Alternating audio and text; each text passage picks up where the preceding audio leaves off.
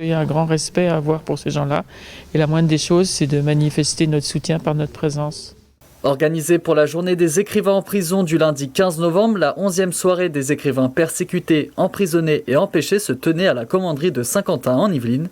3 écrivains se sont livrés à une table ronde pour échanger autour de leur histoire.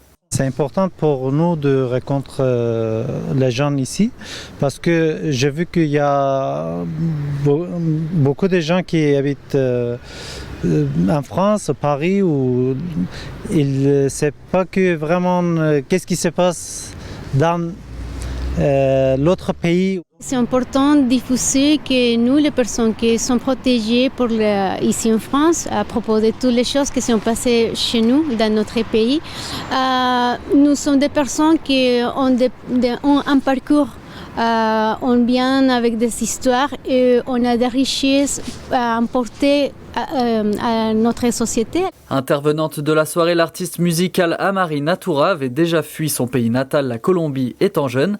Cette fois, c'est le Venezuela qu'elle a quitté en raison des messages qu'elle véhiculait lors de ses concerts. Entre autres, le féminisme et la liberté des jeunes. C'est une dictature et c'est dangereux aussi. Donc, et les personnes qui sont en train de chercher la liberté d'expression n'ont pas la place chez eux, dans ce cas-là, au Venezuela.